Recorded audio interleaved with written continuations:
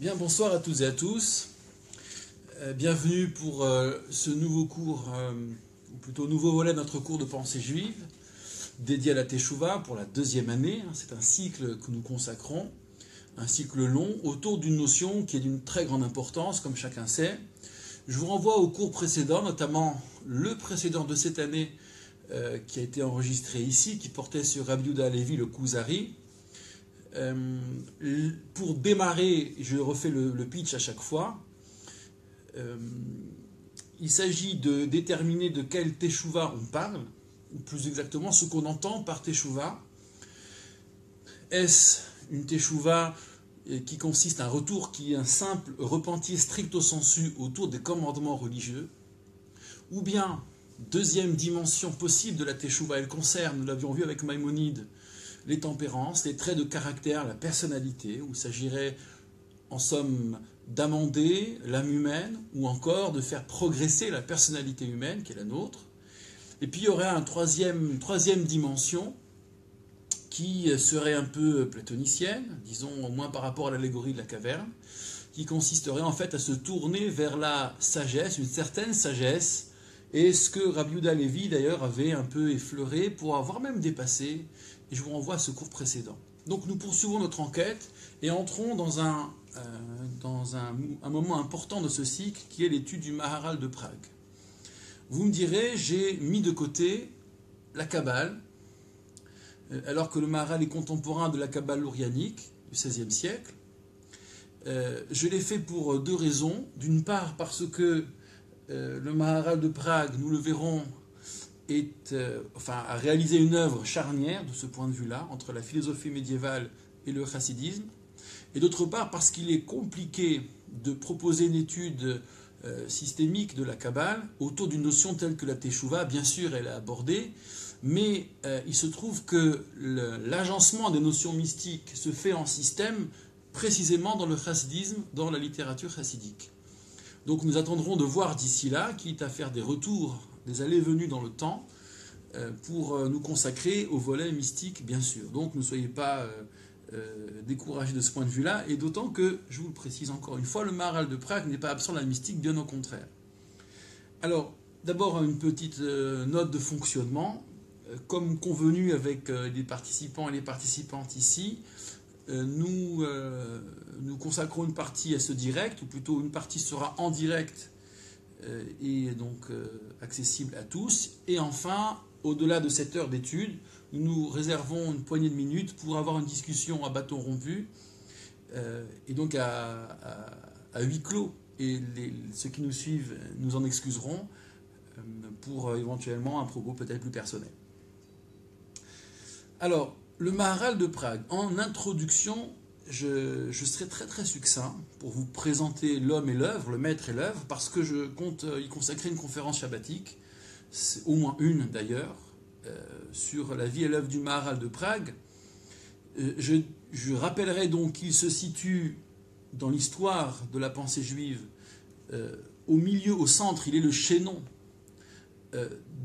entre d'un côté la philosophie médiévale finissante, à travers les derniers grands maîtres espagnols, Yitzhak Aremar, et Don Yitzhak Abravanel par exemple, et d'un autre côté, donc la philosophie avait fini par rentrer dans l'univers de la pensée juive, bien qu'il y ait eu quelques moments d'incertitude et de crise.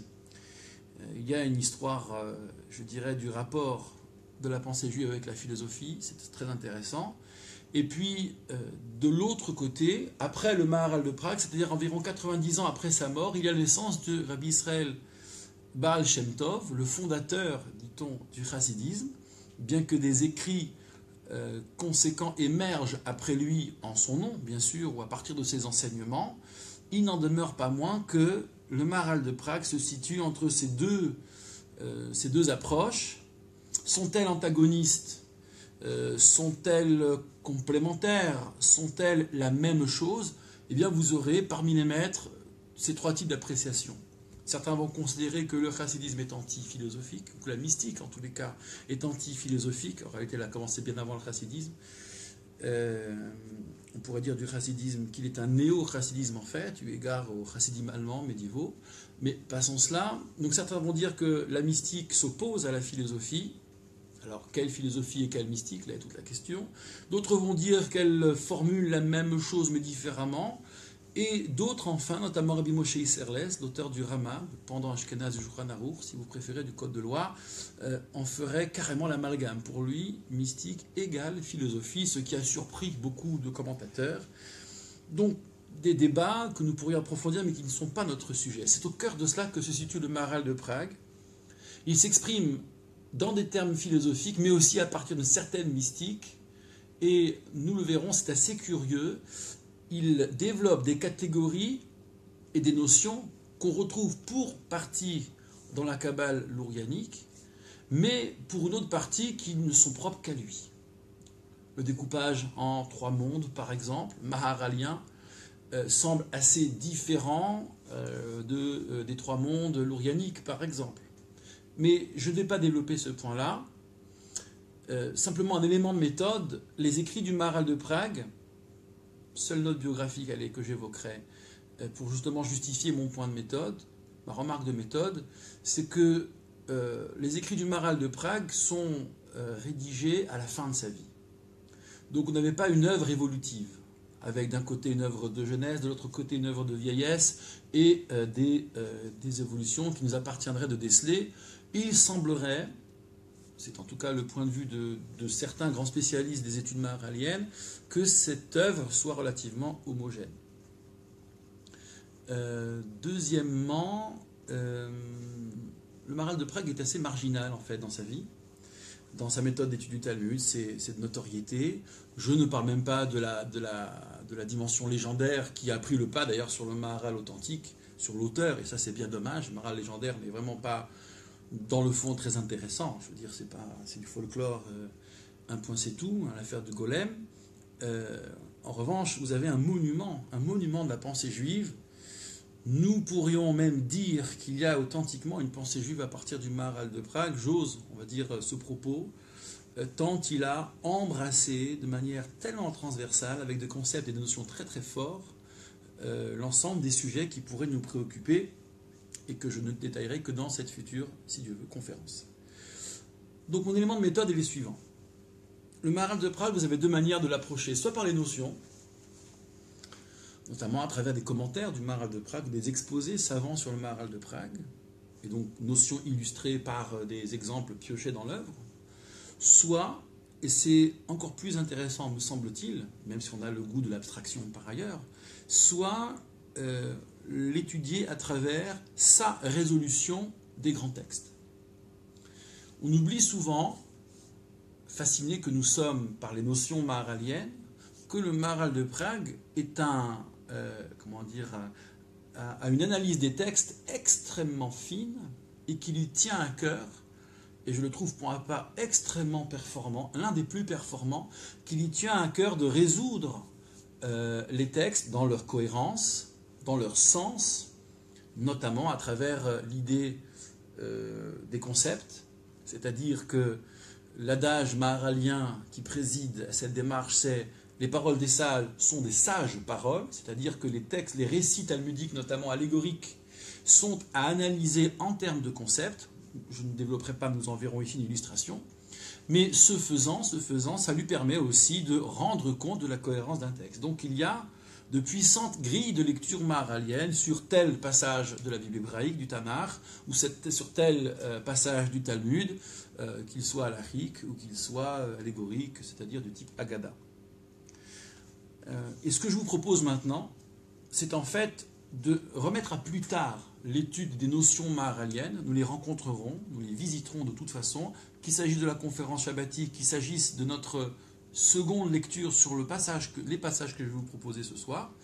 Et j'ai préféré vous faire toucher du doigt le Maharal dans son excellence à la résolution des textes, à apporter des solutions aux textes.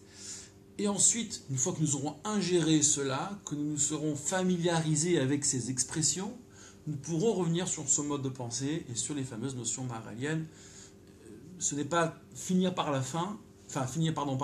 commencer par la fin, mais précisément, je pense, commencer dans l'étude concrète pour ensuite faire émerger ou mieux comprendre les concepts ou les notions qui seraient ensuite avancées et revendiquées donc comme étant maharaliennes. Voilà. Alors, il y aura plusieurs cours de Maharal de Prague. Celui-ci est le premier. Nous allons lire des textes ensemble. Il y a un support qui vous a été proposé. Je l'ai tiré, ce support, je l'ai en fait réagencé, bien sûr, et je vais donner mes sources. Je l'ai tiré d'une certaine édition du Maharal de Prague, qui est cette édition-là, au Mossad Arav Kook, qui tient en 3 volumes. Alors c'est un petit miracle, certains pourraient dire que c'est sacrilège. L'œuvre du Maharal de Prague, telle qu'elle nous est parvenue, est bien plus conséquente. C'est une bonne quinzaine de volumes, peut-être une vingtaine de volumes, tout dépend de l'éditeur. Mais il se passe que le style écrit du Maharal dérange, c'est-à-dire peut être un obstacle à la compréhension de ses idées, dans la mesure où il paraît extrêmement répétitif, redondant, pas forcément digressant, mais en tous les cas suffisamment redondant pour qu'on lâche prise en fait, et qu'on perde de vue la description qu'il fait des solutions qu'il apporte au texte. Bon. Pour ma part, je suis très partagé sur ce procédé qui a consisté donc à réduire en 3 volumes, ça veut dire à faire des coupes dans le texte, parfois des paragraphes entiers, parfois des bouts de phrases, pour rendre plus limpide le texte. Ça rend évidemment service, et c'est fait de manière tout à fait experte, mais la lecture du Maharal, c'est aussi une expérience, et on s'acclimate à ses idées précisément par ce ronronnement qui paraît inutile. Certains, peut-être, sont capables de justifier d'ailleurs chaque phrase, quand bien même elle est répétitive. Moi, je ne sais pas le faire, je ne connais pas a priori des personnes sachant le faire. C'est peut-être une part du mystère du Maharal de Prague. Toujours est-il qu'on peut, et c'est en tout cas ma méthode de préparation, utiliser ce support, le support raccourci avec les coupes, et pour préparer et bien comprendre la démarche, utiliser la version longue que j'ai éditée pour ma part ici. Et voilà, il s'agissait donc pour moi de vous donner un contenu digeste qui puisse être facilement appréhendé. Donc cette première étude du Maharal de Prague portera sur le sens de la Teshuvah et les limites de la Teshuvah. Ce titre n'est pas de moi, il me paraît tout à fait insuffisant, nous pourrions faire beaucoup mieux. Il est ici, on va dire un titre quasi journalistique, il est donc présent dans cette édition que je vous ai présentée du Mossad Arav Kook. Donc néanmoins, donc, ça va s'articuler autour de ce que peut signifier la Teshuvah et l'au-delà de la Teshuvah qui n'est plus la Teshuvah, donc les limites de la Teshuvah. Pour ce faire, nous aurons à traiter 3 références. L'une biblique, tirée du livre des Proverbes, Michelet, du roi Salomon. L'autre se trouvant dans Midrash Rabbah sur Shemot, sur le cœur endurci de Pharaon. Et la troisième, qui est un Midrash tardif, un passage qu'on trouve un peu plus raccourci dans le Talmud de Jérusalem, que nous avons étudié d'ailleurs l'année dernière, un passage que j'aime énormément, où il est question d'interroger sagesse, prophétie, Torah, puis Dieu lui-même, pour savoir ce qu'il est possible de faire pour celui qui a péché. Et seul Dieu donnera une réponse favorable. Ce texte semblera jouer Dieu contre sagesse, prophète et Torah. Je ne vous en dis pas plus, et le commentaire du Maharal de Prague est absolument lumineux et magistral. Le premier texte auquel nous allons nous mesurer se trouve à la page 1 de votre support. Il est sur fond bleu ciel. Michelet, livre des Proverbes du roi Salomon, versets 20 à 28 du premier chapitre. Je vais lire avec vous la traduction du rabbinat, y apporter quelques remarques, mais vous faire apprécier, il faut goûter le texte, ma foi, pour en voir ensuite l'intérêt dans le commentaire du Maharal. Donc c'est la référence numéro 1 à la page 1 sur 4. Bahutz Taronna. La sagesse, les sagesses, c'est au pluriel, c'est au dehors qu'elles chantent, qu'elles chanteront. Barhovot, dans les rues, Titen Kola, elle donne sa voix. Donc il y a une petite difficulté sur ces sagesses au pluriel qui devient singulier à la fin. Berosh Homiyot Tikra, au sommet des carrefours bruyants, Tikra, elle appelle. Et c'est là qu'il y a une césure que la traduction du rabbinat ne rend pas.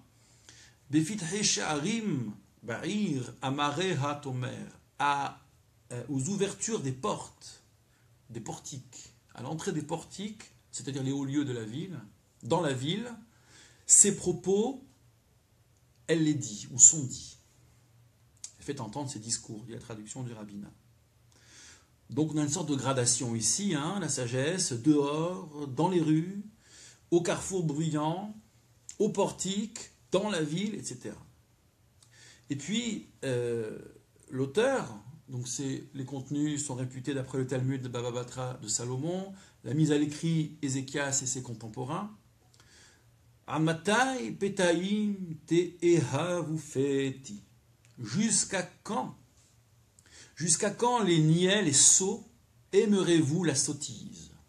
Alors ça, c'est le plaisir, c'est la délectation du sage qui est dans la position tragique d'être confronté à cette ironie cartésienne du bon sens partagé par le plus grand nombre. Veletzim latson hamedulahem. Et vous, les persifleurs, les railleurs, jusqu'à quand aimerez-vous, désirerez-vous pour vous la raillerie? Ursilim yisnenu darat. Et vous, les insensés, les idiots, jusqu'à quand haïrez-vous le savoir ou la connaissance? Darat. Donc là aussi, vous avez des catégories, Péti, le sot, le railleur, l'etz, et Kessil, l'imbécile. Les traductions que je propose là sont très approximatives, on pourrait évidemment affiner. Tashuvu le tokahti, revenez, voilà la notion de teshuva ici, revenez à ma remontrance. Hine abia lachem ruhi, voici, je vais, déverser pour vous, ruhi, mon souffle, mon esprit. Odira devarai etrem, je ferai connaître mes propos à vous. Yaran karati vatemaenu. En retour de ce que j'ai appelé et que vous m'avez refusé, vous avez refusé de m'entendre, Natiti yadi, j'ai étendu ma main, ve'en makshiv, et personne n'a entendu, personne n'y a prêté attention.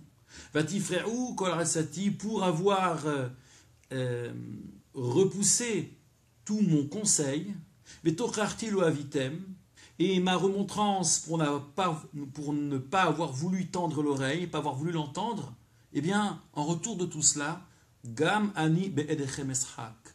Moi aussi, je me réjouirai, je rirai, je me moquerai de vos deuils. El rag bevo fahdechem. Je vous raillerai lorsqu'arrivera votre épouvante, votre terreur. Bevo reshoa pahdechem. Et là, ça fait effectivement froid dans le dos. Lorsqu'arrivera l'épouvante, l'indéfinissable shoah de votre terreur, ve'edechem kesufay ete, et que pareil à une tempête arrivera votre malheur.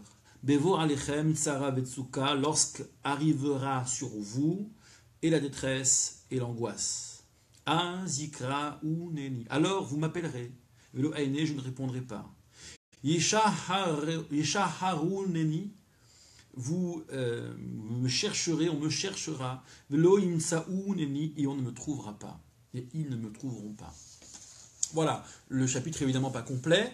Il y a, on va dire, un souci majeur qu'il nous faudra résoudre. Le Maharal de Prague devrait s'y employer, c'est l'extrême sévérité du propos. De reprocher aux sots la sottise, on peut s'agacer de la sottise des sots, mais de là à espérer et la catastrophe et le malheur, mais aussi le lâchage, parce qu'il est question de ça, ça paraît tout à fait exagéré, disproportionné. Notez bien qu'ici, il n'est pas question a priori de repentir sur la base des commandements religieux stricto sensu, mais bien de l'imperméabilité relative à la sagesse. Sots, idiots et autres railleurs, incapables d'apprendre, incapables de retenir et de contenir et de retenir surtout un savoir, eh bien tout cela sont voués aux gémonies, sont voués au malheur. Bon. Et puis toutes ces progressions et ces catégories dont il faudrait rendre compte, voici la difficulté que nous allons gérer maintenant. Donc je passe à la page 2, où est d'abord exposé le commentaire sur ce passage, Puis nous ferons un retour sur la page 1 pour la deuxième référence, laquelle en fait arrive en conclusion de ce propos et sera commentée de quelques lignes. Donc à la page 2, si vous le voulez bien, voilà, tout le monde est équipé. Et lisons, vous allez voir, c'est un hébreu très très simple, très épuré. On est encore dans la difficulté de cet hébreu non philosophique qui ne permet pas forcément, sauf avec des traductions difficiles, de rendre compte du Guy des Égarés, du Kuzari écrit en arabe.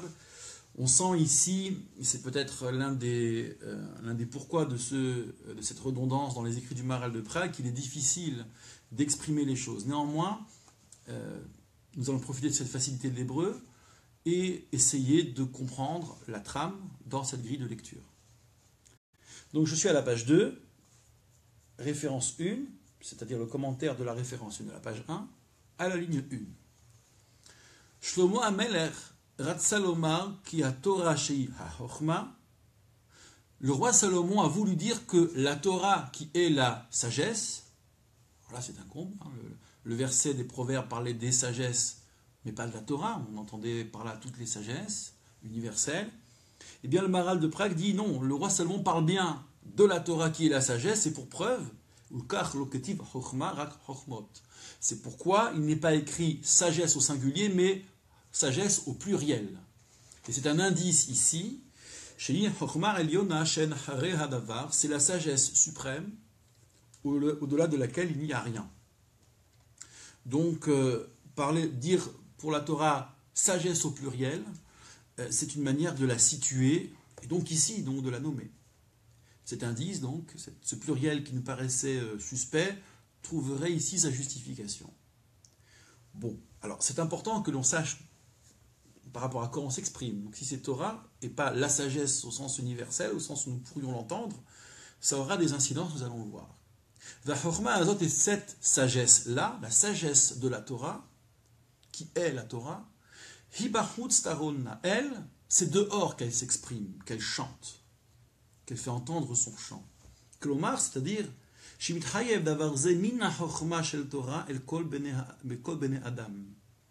C'est que à partir de cette sagesse de la Torah se pose une obligation, une chose est impliquée pour tous les hommes. Quelque chose de logique est impliqué par la Torah, ou à partir de la Torah, en direction de tous les hommes. C'est-à-dire, d'où l'expression, c'est au dehors qu'elle s'exprime. Donc il va justifier la progression et nous la faire comprendre. Ve'amar, d'ailleurs le verset dit ensuite, c'est dans les rues. Après le dehors, c'est les rues, où elle donne savoir, Tzalomar, l'auteur a voulu dire, le roi Salomon a voulu dire, la Torah, cette chose-là, qui est impliquée par la Torah, Al-Tomar ne dit pas, que cette implication ne concerne que les sages Gdolim, grands, mais Od, très grands. L'élite. Mais cette obligation, cette implication-là, se trouve dans les rues, chez Sham Rabim Ben Adam, où se trouvent de nombreuses personnes. V'yetermisé, et plus encore, Ad Shetikra Berosh Omiot, jusqu'au point où cette sagesse en appelle, ou appelle, au sommet des carrefours bruyants, c'est-à-dire chez Sham Kibbutz Ben Adam, où là se trouve le rassemblement de nombreuses personnes, là où il y a concentration de personnes, c'est-à-dire cette chose-là implique la multitude, mais pas la multitude des élites, mais bien la multitude des gens ordinaires. Plus encore, à l'entrée des portiques, chez Sham Yirnasim Akol, où là-bas, c'était l'expression du verset, entrée des portiques, où là-bas passe tout, c'est le point de passage obligé, jusqu'à ce que ce décret, je traduis littéralement, mais il vaudrait mieux le dire autrement, jusqu'à ce que cette notion s'impose à tout homme, et il est impossible dès lors qu'un homme puisse l'ignorer. Vous connaissez l'adage, nul n'est censé ignorer la loi. Eh bien, il est question ici d'un principe qui est qui se déduit de la Torah, que la Torah exprime, et ce principe, nul n'est censé l'ignorer. Et quel est donc ce principe que nul n'est censé ignorer et que la Torah donc exprime à corps et à cri, en somme. Ou mahu hadavar hazeh, quelle est donc cette chose-là? Ki adam yeshlo lachshov al derachav, c'est que tout homme doit méditer ses voies. Tout homme est en charge de méditer ses voies, c'est-à-dire de penser contre soi-même, d'exprimer sa critique, de trier ses actes, ses choix et ainsi de suite. Tout homme. Ceci est de notoriété. Nul n'est censé ignorer ce principe. Amar al-Matai, et ensuite, c'est un virage dans les versets, l'auteur, avec douleur, al-Matai s'exclame, jusqu'à quand? Kelomar, c'est-à-dire, comme pour dire, ligne 10,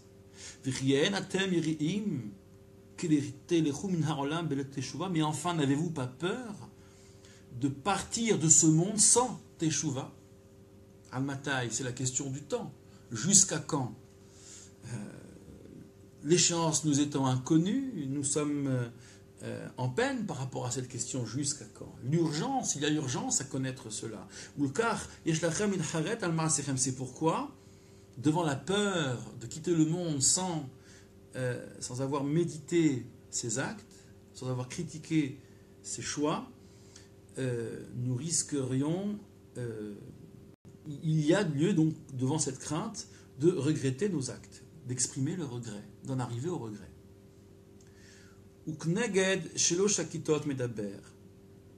Et par ailleurs, dit le Maharal, l'auteur s'exprime par rapport ou en direction de 3 catégories. C'est ce que nous allons retrouver dans cette énumération, le sot, le railleur et l'imbécile. Et lui, il va les préciser. Il y a, première catégorie, le pécheur qui est désireux de concupiscence et de toute autre forme de désir. Et c'est par rapport à lui que le verset dit, jusqu'à quand les sots aimerez-vous la sottise, peiti en hébreu, qui d'ordinaire est teinté d'innocence. On pense à l'expression par exemple des psaumes Shomer Petaim Hashem, que Dieu garde les imbéciles. Les pignons de l'histoire sont en fait ont un peu un ange gardien sur leur tête, enfin en tout cas Dieu les protège. Donc il y a une part d'innocence, cette bêtise elle est très pénible dans la vie sociale, mais en même temps en sont-ils responsables? Et donc voilà comment ça marche ici.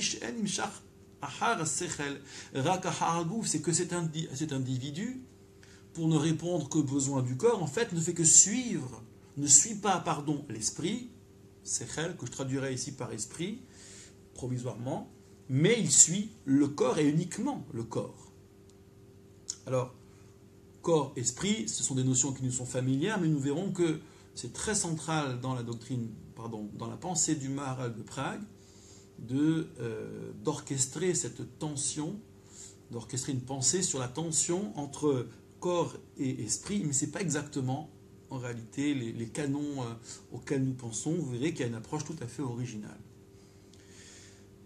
Karikra Peti, c'est pourquoi il est appelé Peti, le sot, sous-entendu, le sot un peu innocent, c'est qu'il est dépourvu d'intelligence, d'esprit et de connaissance, et donc en étant dépourvu, il ne lui reste que le corps, donc il obéit au corps. À quoi d'autre? Alors, il y a donc dans cette première catégorie le côté exclusif du choix. Il ne court qu'après le corps. Et quelque part, cette course pour le corps, excluant totalement ou étant complètement en dehors du champ de l'esprit et de la connaissance, on peut, à titre d'image, qualifier cet individu et cette démarche de sot et de sottise. C'est à l'image donc, c'est un peu comme on dit les sages dans le traité Sota. Alors je ne vais pas rentrer dans les subtilités de ce scandale biblique, mais la paracha, la section de la Torah, dans Parashat Nasso, mais le paragraphe de la Torah qui parle de la femme d'abord jalousée, qui s'isole, que son mari avertit, qui est emmenée au tribunal puis au temple et qui boit les eaux de la Sota, Il y a tout un traité qui est consacré, c'est un sujet extrêmement difficile, mais l'amorce du passage biblique, c'est qui tisté, un homme qui jalousera.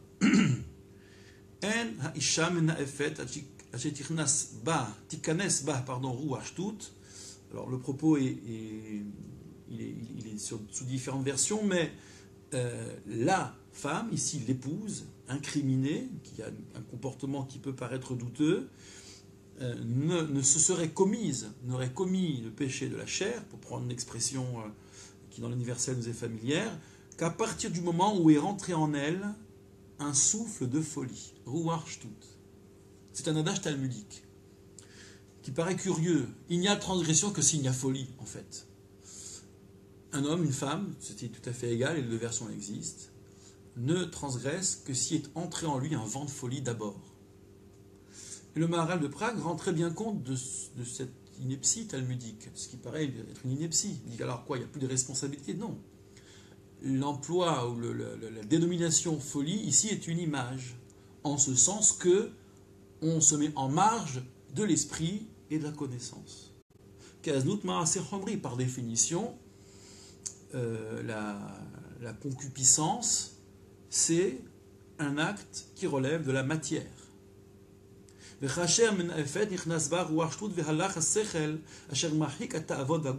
donc lorsqu'elle, ici dans l'exemple qui est donné, se compromet, rentre en elle préalablement ce vent de folie, c'est-à-dire que l'esprit s'en va, lequel esprit aurait éloigné la concupiscence et l'appétit du corps. Puis ensuite, revenons au proverbe, il s'exprime par rapport à la deuxième catégorie.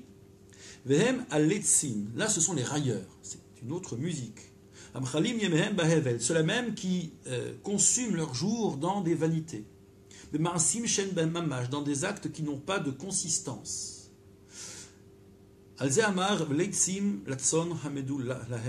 Et jusqu'à quand, les railleurs, allez-vous faire avoir du désir, éprouver du désir pour la raillerie? Donc ceux pour qui l'activité n'est pas sérieuse. Et là, on peut imaginer, on peut décliner toutes sortes d'activités pas sérieuses, d'où la raillerie, mais qui encore une fois est une image. Il ne s'agit pas seulement de ceux qui moquent tout et se moquent de tout, qui ne tirent leçon de rien. Non, il s'agit, de la même manière que la raillerie consacre l'inutilité, en ce sens que tout devient inutile pour celui qui se raille, rien n'est sérieux, eh bien il s'agit d'une vie d'où le sérieux serait absent, d'où la consistance serait complètement absente. Et bien, puis ensuite la troisième catégorie, le verset des Proverbes disait Ursilim isnudarat, les idiots détestant la connaissance. Ça, par contre, c'est par rapport vis-à-vis des hommes qui sont mauvais, méchants. L'homme pas parce qu'ils ont des appétits du corps ou de l'ordre de la concupiscence. C'est simplement ils sont mauvais.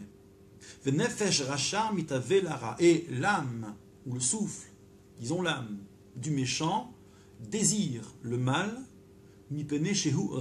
parce qu'il est le mal.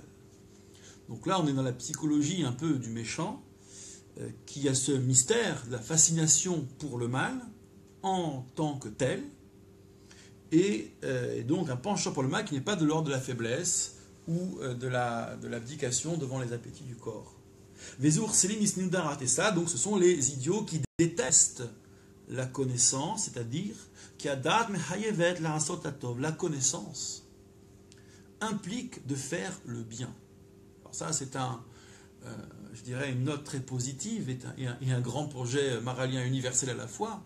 L'accroissement de la connaissance et la fidélité à cette connaissance implique que l'on puisse déterminer le bien et agir dans ce sens. Agir donc selon l'esprit, selon plus exactement ici la connaissance, cela rejoint agir selon le bien.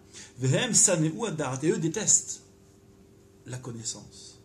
Rak ou havimara, ils n'aiment donc que le mal. Donc on aurait ici une sorte d'anti-intellectualisme qui confine à la barbarie, qui confine à la fascination pour le mal. Parce qu'il y a eu d'entrée de jeu, a priori, le goût de tourner le dos au savoir et de se retourner contre le savoir. On pourrait affiner, bien sûr, et je ne le ferai pas ici, là je suis dans une phase découverte du texte, on pourrait affiner, bien sûr, cette psychologie du méchant qui fascine. La nature humaine, est-ce qu'elle peut, à un moment donné, chez certains, être imprégnée du mal, être une incarnation du mal? Ça, c'est un grand mystère de ceux qui s'intéressent à la criminalité. En tous les cas, qui fascine ceux qui s'intéressent à la criminalité. Urmo, Chach, Zecharam, David et Passouk, d'ailleurs, les trois, David les mentionne dans le premier verset des psaumes, Ashria ish, heureux l'homme, Asher lo alar ba'asad resharim, qui n'emprunte pas plutôt qui ne va pas selon le conseil des méchants, ou ver hataim lo ramad, qui n'emprunte pas le chemin, qui ne se tient pas dans le chemin des pécheurs, ou moshar lesim lo yashav, et qui dans l'assemblée des railleurs ne siège pas. Donc vous avez ici là encore les trois catégories. Je résume donc ces trois catégories qui sont la progression, enfin qui sont les termes que le verset des Proverbes avait employés. 1. Le pauvre sot qui est tellement investi dans le corps qu'il semble être absent de l'esprit. 2. Le railleur, c'est-à-dire celui dont la vie n'a aucune consistance, qui pourrait être objet de raillerie en somme. Et enfin, le mal, ou plutôt le mal incarné, celui qui incarne le mal, le méchant incarné, qui lui, tournant le dos au savoir, tourne le dos à la possibilité de faire le bien. Voici ces trois catégories, ça fait beaucoup en effet. Donc vous voyez qu'on n'est pas seulement dans la problématique des imbéciles, des aveugles ou de ceux qui n'usent pas de leur outil. Ça va bien plus loin, et ces trois catégories, eh bien, les versets leur répondent.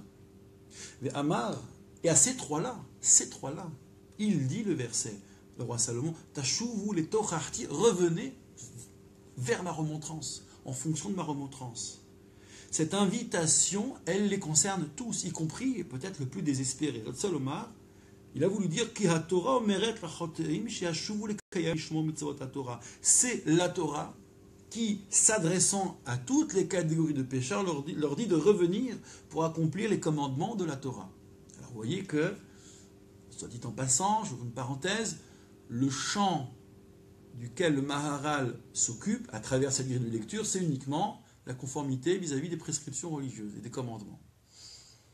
Et donc c'est ça que la Torah semble dire. Mais la Torah donc semble dire avec force à quiconque, à tout le monde sans exception, que quel que soit le degré de proximité avec le mal, quel que soit le clivage entre le savoir et soi-même, nous sommes concernés par ce message.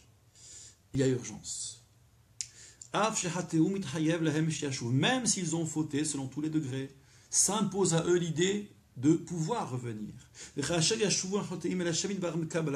dès lors que tous ces pécheurs seraient revenus vers Dieu, ils les recevraient par leur repentir. Et même si ces pécheurs l'ont fait volontairement, c'est-à-dire en science et en conscience, en connaissance et en conscience. La Torah impose, il découle obligatoirement de la Torah qu'il y a pour eux la Teshuvah. Alors retenons bien ce petit bout de phrase qui en fait semble résumer tout. C'est la thèse qui découle de cette grille de lecture. Il découle obligatoirement de la Torah que tous ces hommes ont accès à la Teshuvah au retour. Katorahi, alors voilà maintenant, on arrive à un nouveau moment en fait du propos, après la grille de lecture sur le verset des Proverbes. Vous voyez que c'est assez intelligent, on a à peu près, évidemment intelligent, mais je veux dire par là assez audacieux. On a résolu à peu près tout ce qui ne fonctionnait pas dans ce verset. On avait une sorte de poésie désordonnée, et là il se trouve que les termes prennent bien leur place, qu'il y a des progressions, que cette publication de la Torah qui va comment dire, de vulgaire en vulgaire, c'est-à-dire s'adressant au plus grand nombre, fait sens, et ainsi de suite. Alors, pourquoi donc la Torah, qu'est-ce qu'on entend par Torah d'ailleurs? Nous reviendrons sur cette notion, parce que c'est aussi une notion. Cette Torah, donc, découle d'elle obligatoirement que la Teshuvah est possible et pour tous. Pourquoi? Fondamentalement, pourquoi? Et là, je suis à la ligne 24, aux 3 derniers mots, et je passe à la ligne 25, qui a Torah hi sichlit le gamre. Car la Torah est de l'ordre du sechel, de l'esprit, entièrement, totalement. Nous verrons cette correspondance, ce qu'elle signifie, ça viendra à la fin.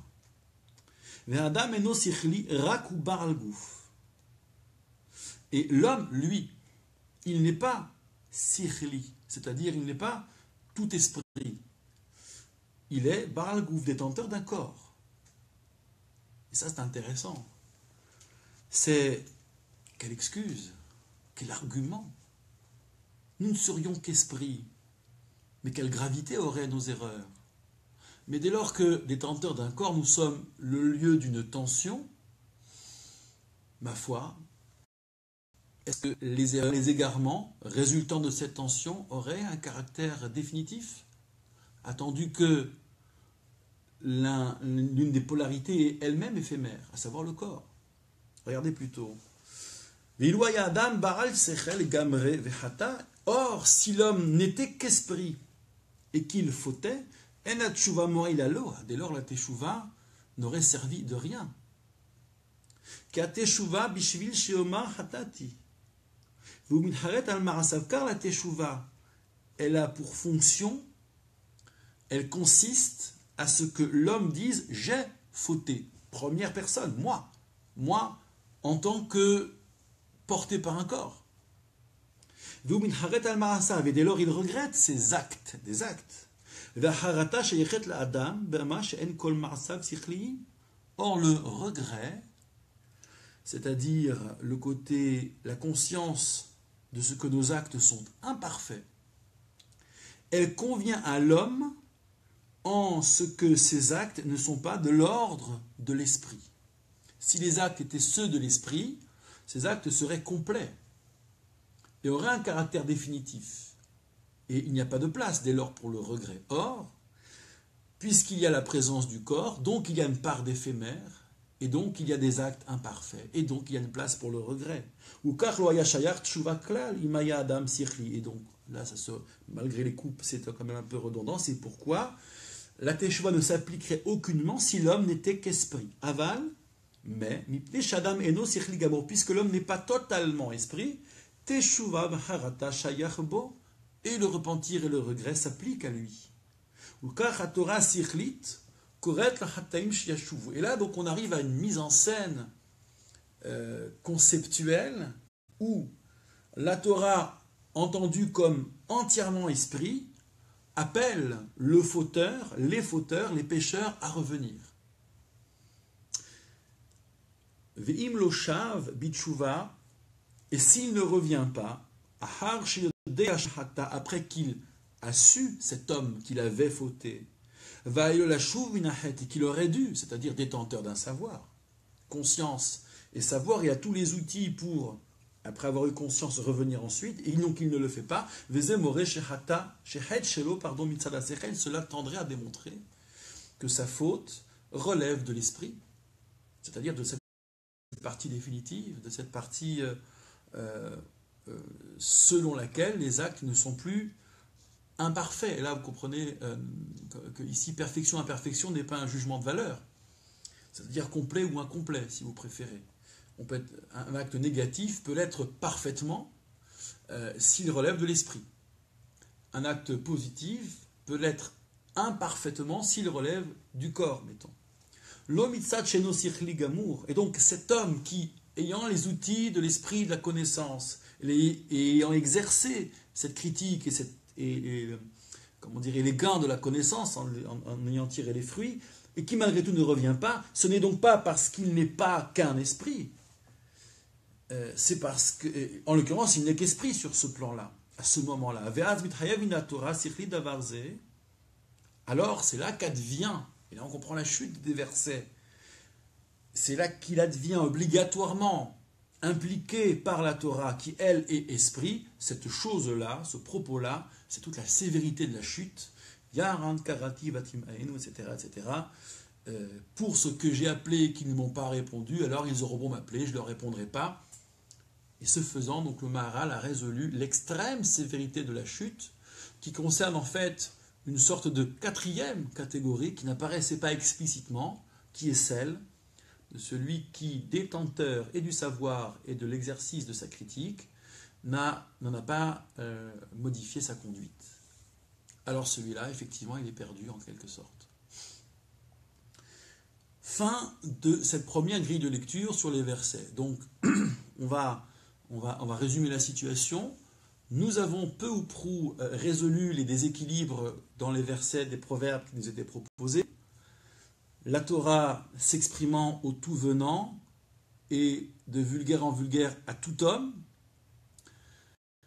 implorant toutes les catégories de pécheurs, ceux qui sont absents de l'esprit, ceux qui ne font rien de sérieux de leur vie, de consistant, ou ceux qui sont l'incarnation du mal, mais qui auraient tourné le dos au savoir, tout cela, la Torah leur parle encore. La Torah leur parle encore pour une raison fondamentale, parce qu'il y a en ces hommes encore le poids du corps. Et ce qu'ils ont fait est quelque part imparfait. Leur négatif, les actes négatifs, la polarité négative des actes est elle-même imparfaite. Dès lors, la teshuva est possible, le regret est possible. Nos actes sont incomplets, sans cesse inachevés, pas assez médités, ou pas du tout. En revanche, celui qui, détenteur des facultés de l'esprit critique et de la connaissance, n'arrive toujours pas à s'élever, alors celui-là n'aurait aucune excuse. D'où la sévérité finale. Vous voyez donc cet art de résoudre les versets et des notions qui se dégagent, Torah, esprit, et l'homme qui s'adresse à l'homme qui est détenteur de corps et d'esprit. Bon. Nous reviendrons sur ces propos pour les croiser avec les notions transversales maharaliennes, mais retenons pour le moment les éléments principaux de cette grille de lecture. Il nous faut à présent, fort de ce que nous venons de décrypter ici, il nous faut à présent nous plonger dans le deuxième passage. Enfin, nous plonger, non, ça sera une simple citation d'ailleurs, parce que tout va s'expliquer. Revenons à la page 1. Vous avez, c'est intéressant parce que ce sont les parachiotes qui vont être lus en ce moment. Vous avez pu observer dans ce jeu de va-et-vient chez le Pharaon, dans l'Exode, que pour les 5 premières plaies, il endurcit son cœur, et donc il revient sur ce qu'il avait cédé, là où il avait cédé, mais pour les 5 dernières des 10 plaies, c'est Dieu qui endurcit son cœur.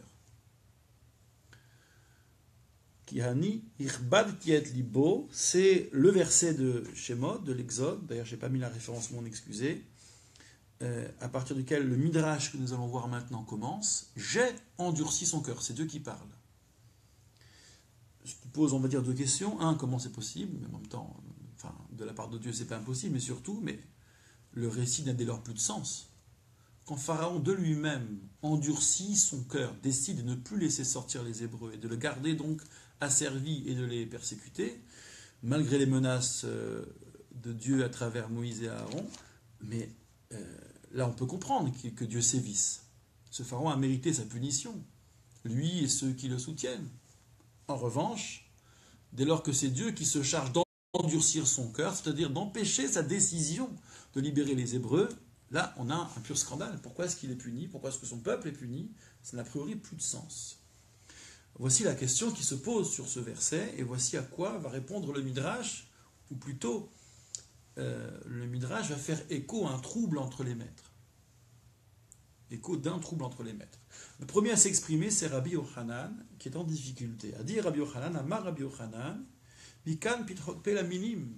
De là, il y a un argument, de quoi ouvrir la bouche, littéralement, un argument pour les hérétiques, qui vont dire, mais ce pharaon-là, n'avaient pas les moyens de faire teshuva. Donc, pas de responsabilité, pas de choix. On pourrait dire qu'ici, le libre arbitre était absent chez Nehemar parce qu'il est dit qu'Anichbad tiet libo, j'ai endurci son cœur. Donc, Rabbi Yochanan s'inquiète de ce que la Torah prête le flanc à une critique facile, à savoir Dieu est inique à de certains moments, il empêche l'homme, il le rend inaccessible au repentir, et en plus il le punit.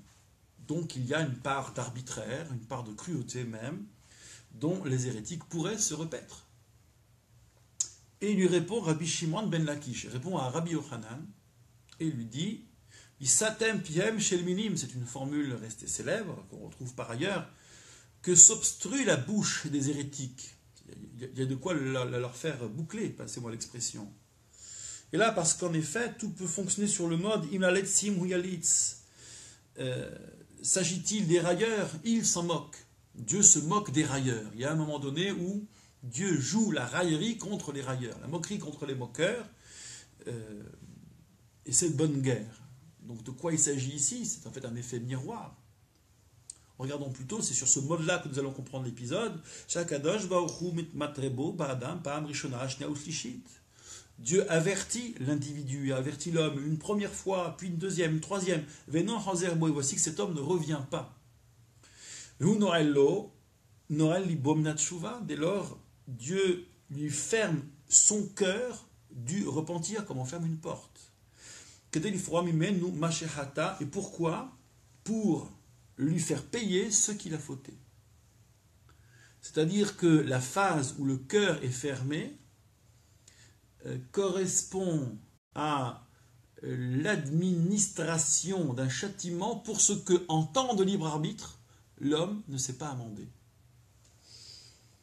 Akan, Paro Aracha, ici aussi, Pharaon le méchant, dès lors que Dieu lui envoie comme ambassadeur tant et plus de messages, 5 fois, sans que Pharaon n'y prête attention, Dieu lui dit, en somme,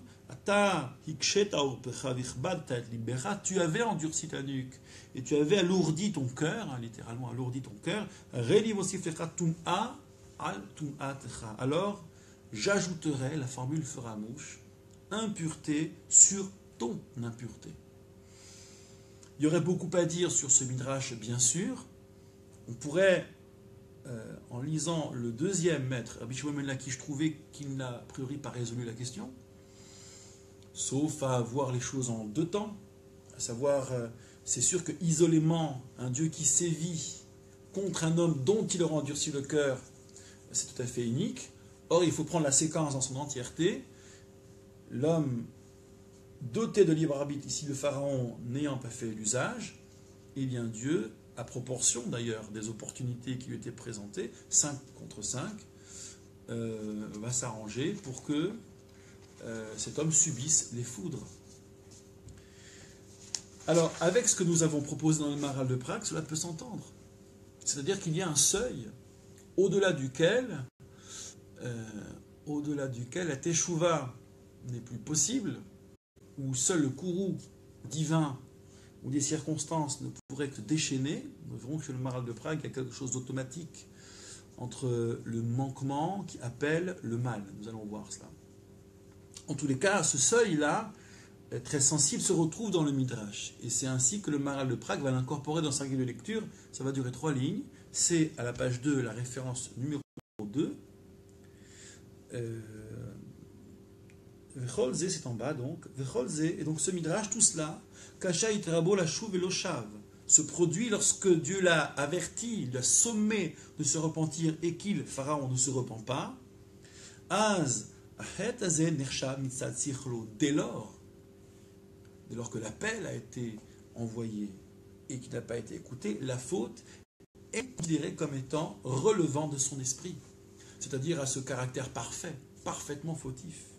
Veshuv en shuva ladavarze, et dès lors, à nouveau, il n'y a plus de repentir pour cela. Ulkar, c'est pourquoi, Amar, Azikraou neni, alors, retour au verset des Proverbes, ils m'appelleront et je ne répondrai plus. cet abandon divin, ce lâchage serait le produit d'un trop long moment où le libre arbitre aurait pu être utilisé, il ne l'a pas été.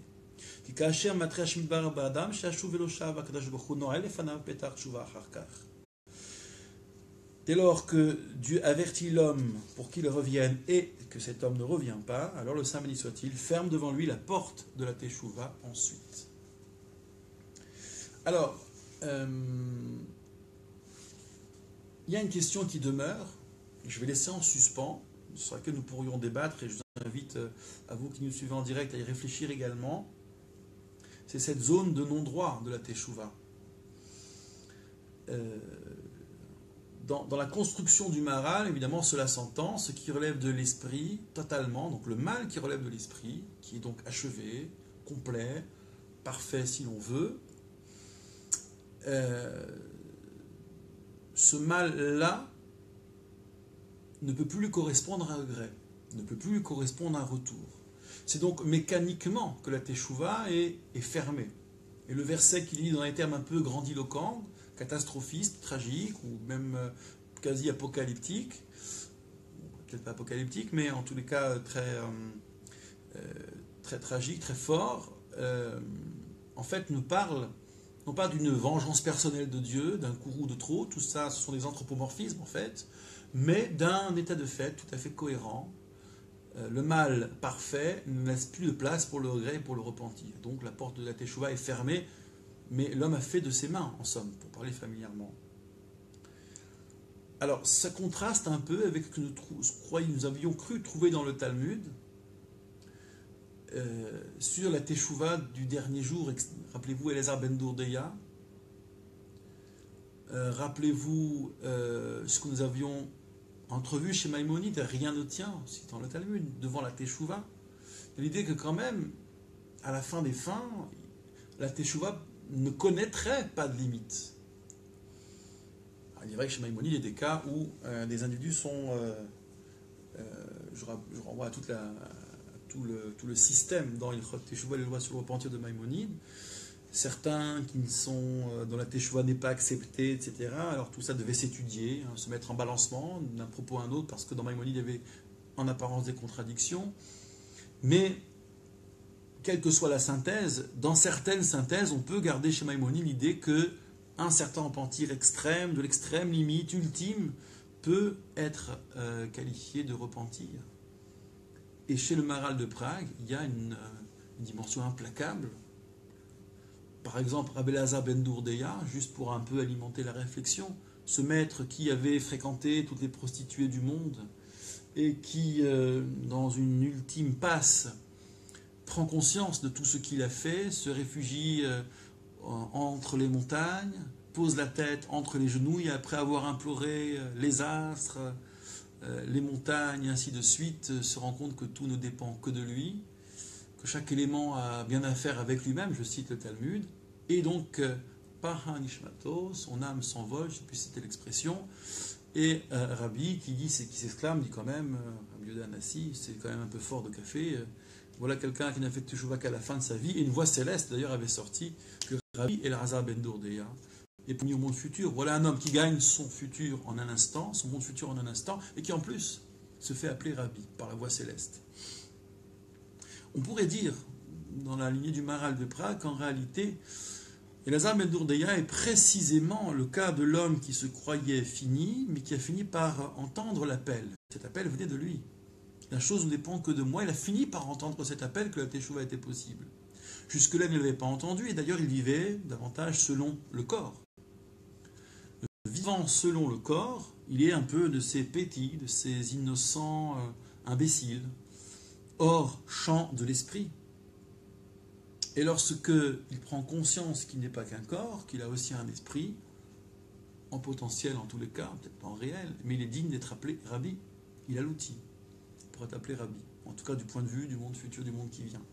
Je m'avance un peu dans ce que pourrait être une lecture du Maharal de Prague. D'ailleurs, c'est un passage qu'il a très certainement commenté. Je n'ai pas en mémoire son commentaire sur Elazar ben Dourdeya, mais nous pourrons le retrouver, ce serait intéressant. Donc, vous pouvez éventuellement reprendre ce passage que nous avions longtemps étudié l'année dernière. Il y avait des grilles de lecture fascinantes d'ailleurs que vous aviez proposées, et je vous en remercie encore.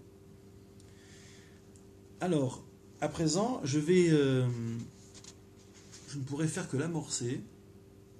C'est bien parce que ça va nous donner une respiration. Donc la semaine prochaine, nous poursuivrons sur ce feuillet.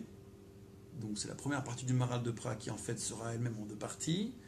Et nous terminerons le feuillet et je livrerai quelques notions phares du Maharal de Prague, notamment sur la base d'une introduction au Maharal de Prague d'un certain Abraham Kariv, qui à mon sens est une introduction magistrale et à la fois accessible. Ce sont des clés très importantes, sans qu'on peut se perdre dans le Maharal.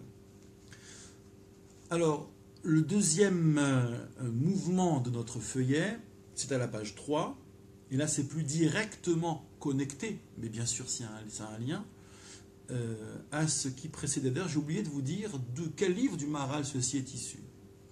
Il y a un livre qui s'appelle Netivot Olam, les chemins du monde, et donc chaque vertu, chaque sujet qui tenait à cœur au Maharal de Prague fait l'objet d'un chemin, d'un Netiv, lui-même composé de plusieurs chapitres. Et là, vous avez en fait le best-of du premier chapitre de Netiv à Teshuvah, du chemin de la Teshuvah, le chemin du repentir. Voilà. Dans le livre, donc, Netivot Olam.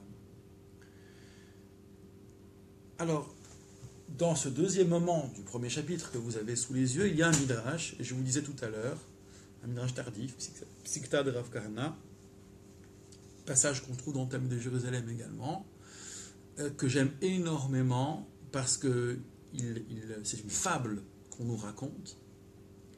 Parfois on la raconte un peu vite, c'est dommage. Et dans cette fable, sagesse, prophétie et Torah sont désavoués par Dieu lui-même. Alors ça c'est un comble, il fallait quand même oser.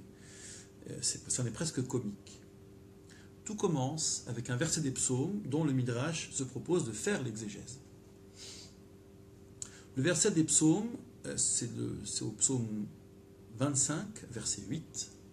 Tov veyashar Adonai, al ken yoreh hattaim badarech. Bon et droit est Hachem et l'Éternel, tétragramme. C'est pourquoi al ken yoreh hattaim badarech. Il oriente, il montre aux pécheurs dans le chemin. Il oriente les pécheurs dans le chemin. La traduction du Raminam y entre crochets le vrai chemin, bien sûr, pas dans le faux chemin. Mais nous verrons que dans la lecture du Maharal de Prague, c'est pas la question de la vérité, de l'authenticité du chemin qui nous intéressera, mais l'idée qu'il y ait un chemin. Rappelez-vous la phrase de Churchill, là, je crois que c'est Churchill, je ne suis pas sûr, mais oui, là où il y a une volonté, il y a un chemin. C'est des citations à la mode. En tout cas, Churchill est à la mode. Je vérifierai d'où vient, ou si vous voulez le faire, la citation. Ce qui nous commente ici pourrait nous rassurer. Alors, lisons ce midrash qui s'exprime donc pour nous expliquer le verset que nous devons lire. Sha'alou la chokhma. Ils interrogèrent la sagesse. Alors, j'essaie de traduire littéralement ce midrash, et trop souvent on traduit par on interrogea la sagesse. Non. Il y a bien comme sujet la troisième personne du pluriel. Ils interrogèrent la sagesse. Sans doute les hataïm, les pécheurs dont il est question dans ce verset, qui vont être mis en scène. Donc les pécheurs interrogent la sagesse, chokhma. Ahote ma'onesho, et ils demandent, le pécheur, quel est son châtiment? Qu'adviendra-t-il de lui? Amra lahem, la sagesse leur répond, hataïm teradef hataïm teradef ra'a. Je tiens compte des signes de cantillation, Taram Emet, qui plus est spécifique au livre des Proverbes, comme Job et Tehillim et les psaumes. Les pécheurs, le malheur les poursuivra, que le malheur poursuive. C'est une citation du livre des Proverbes, encore lui, Michelet, donc, qui est issu du 3e volume du Tanakh, de la Bible hébraïque. Notamment, dans ce 3e volume, vous y trouverez les livres qu'on appelle en jargon un peu pro, sapientiaux, les livres de sagesse, qui se distinguent dans le style, en tout cas cet accent de sagesse, ne se retrouve pas directement telle qu'elle dans les deux autres volets qu'on va découvrir maintenant. Mais en tous les cas, c'est le troisième volume, dans le troisième, la troisième part du Tanakh, les Ketubim, où se trouve le livre de sagesse qui s'exprime ici. Sha'alou la nevoua. Dès lors, ensuite, ils interrogèrent la prophétie. Donc, sagesse, on passe à la prophétie. Ahotema Onsho, le pécheur, quel est son châtiment? Ameralahem, la prophétie leur répond. Nefesh ahotet hitamut. La personne pécheresse, hitamut, elle mourra. C'est elle qui mourra. C'est d'Ézéchiel, donc c'est le livre des prophètes. C'est un prophète dans le volume, le Nun de Tanakh, des Nevi'im, des prophètes. Et enfin, donc vous voyez que ça est extrêmement pessimiste. La sagesse ne trouve rien de mieux, certes en citant les proverbes, à dire que le malheur attend ceux qui fautent. La prophétie ne dit guère mieux, c'est même un peu plus radical. L'âme pécheresse doit mourir, c'est le prophète Ézéchiel. Et enfin, Shalou la Torah, ils interrogèrent la Torah, parce que forcément, c'est pas très ragoûtant ce qui est proposé.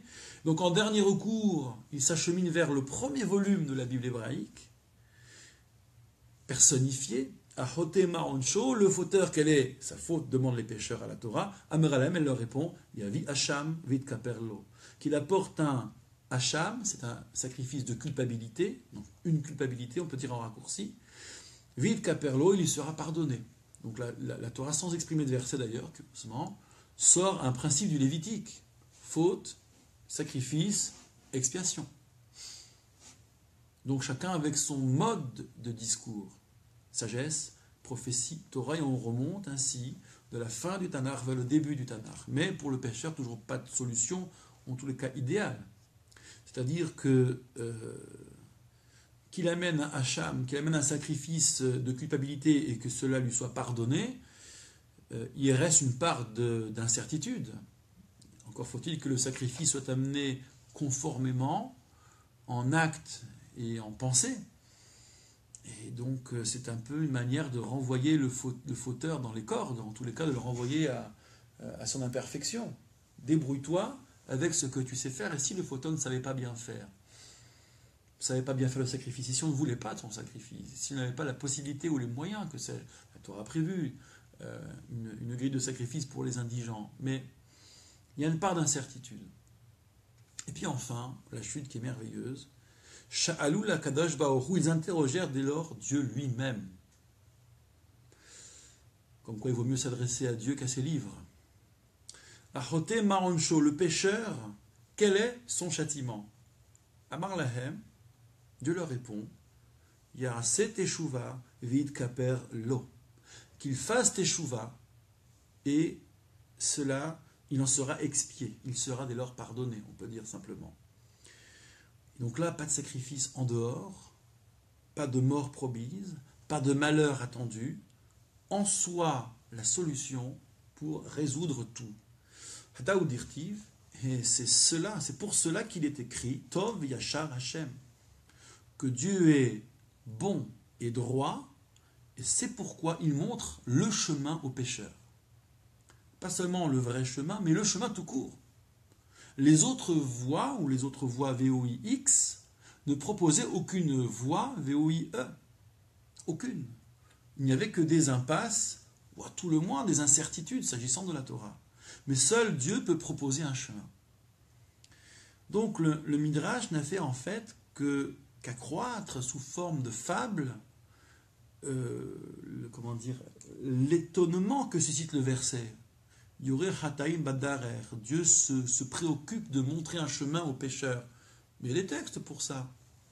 C'est toujours intéressant d'ailleurs, il y a toujours, je dirais, dans les vérités religieuses, dans la recherche des vérités religieuses chez les juifs, ce que j'observe en tous les cas le plus, vous avez toujours ceux qui vont vouloir absolument passer par le texte et ceux qui vont emprunter un chemin hors le texte, dans une mystique, dans un rapport plus extatique, plus méditatif.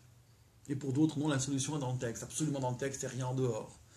Je dirais qu'il y a ici deux extrémités qui, dans la mesure où elles sont exclusives l'une par rapport à l'autre, seraient peut-être peu crédibles. Il y a sans doute un savant dosage à observer, c'est ce que nous allons voir. Et puis il y a un épilogue à cette affaire. Amar Rabbi Pinchas dit sur ce verset, Lama Utov, chez Yachar. En quoi est-il bon? Chez Yachar, c'est parce qu'il est droit. Le Ma'ou Yachar, en quoi il est droit? Chez Hutov, c'est en ce qu'il est bon. Évidemment, ce propos est énigmatique. En quoi consiste la bonté de Dieu? En sa droiture. En quoi consiste la droiture de Dieu? En sa bonté. C'est ce Rabbi Pinchas a voulu justifier cette juxtaposition que le psalmiste n'a évidemment pas effectuée au hasard, Tov Veyachar. Il est presque avec un trait d'union, il est Tov Veyachar, bon droit, ou droit bon. Et cette juxtaposition, ces deux termes noués, le sont avec l'intention de nous les faire intervertir s'il le fallait. Tov Yachar, Yachar Vetov, ça doit pouvoir se faire dans les deux sens. Bon. Laissons cela, le Maharal de Prague essaiera d'en proposer une lecture, donc nous y reviendrons la prochaine fois. Il nous reste 5 minutes, et je vais simplement, si vous le voulez bien, amorcer le commentaire du Maharal de Prague sur ce Midrash Psikta de Rav Kahana. Donc c'est la page 3 encore, en dessous, à la ligne 1. Midrash Azé, Ba Levaer, dans ce Midrash, on vient expliciter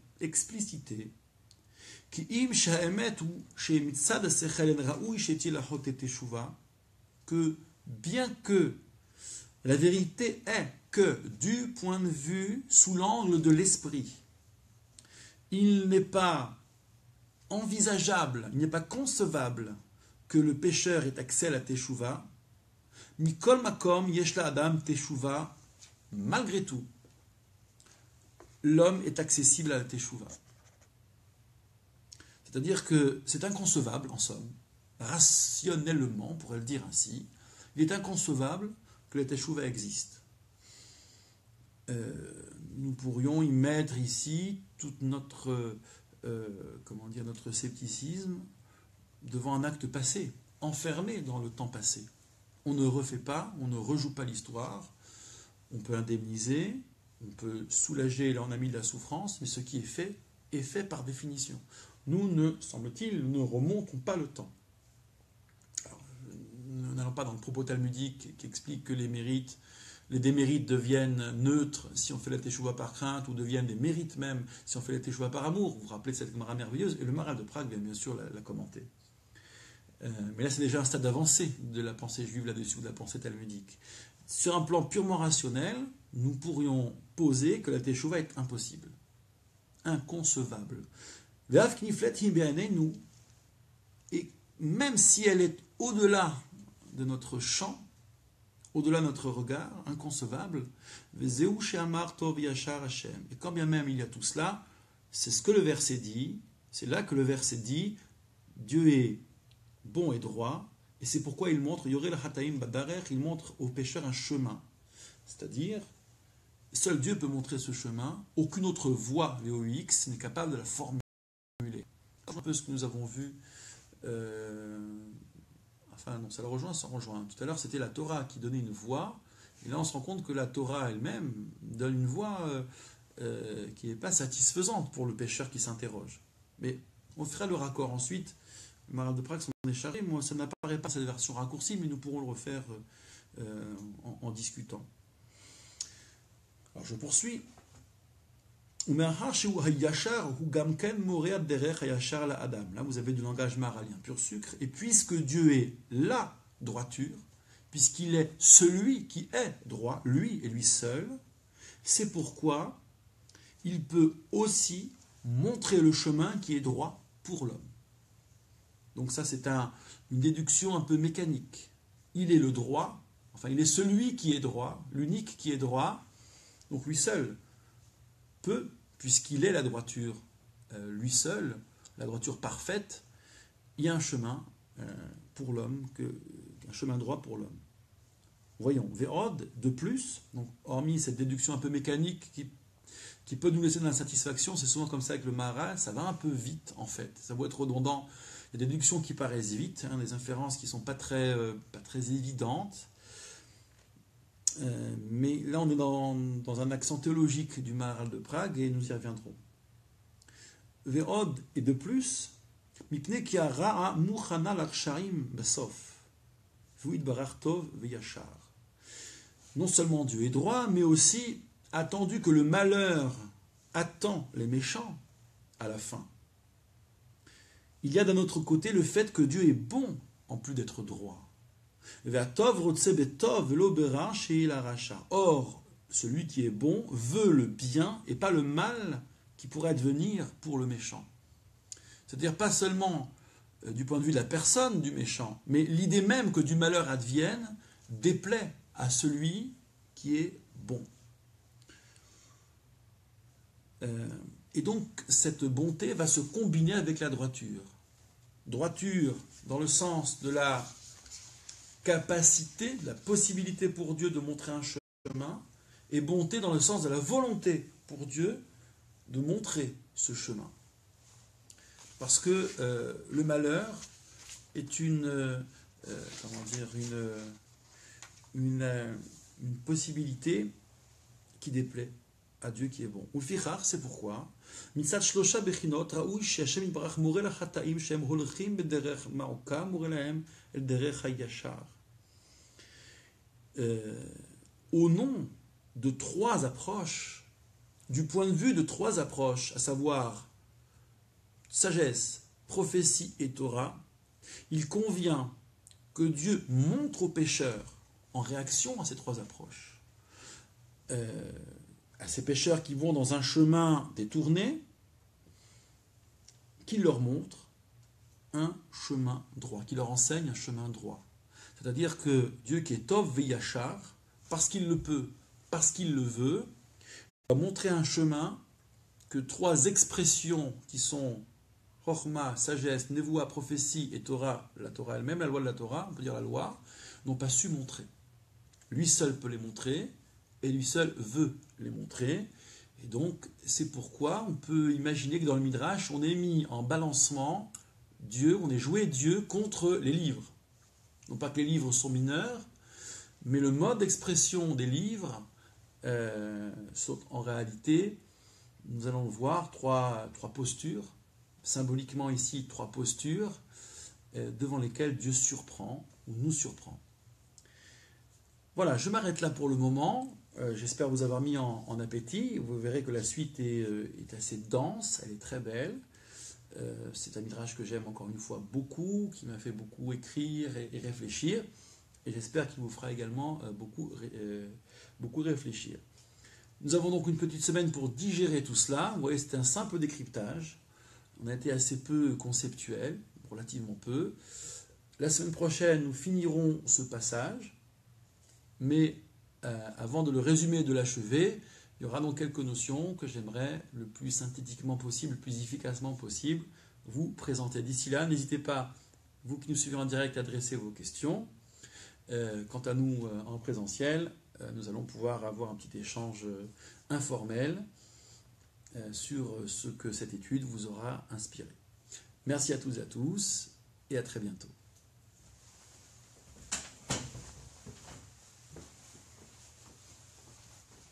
Oui, ça va aller.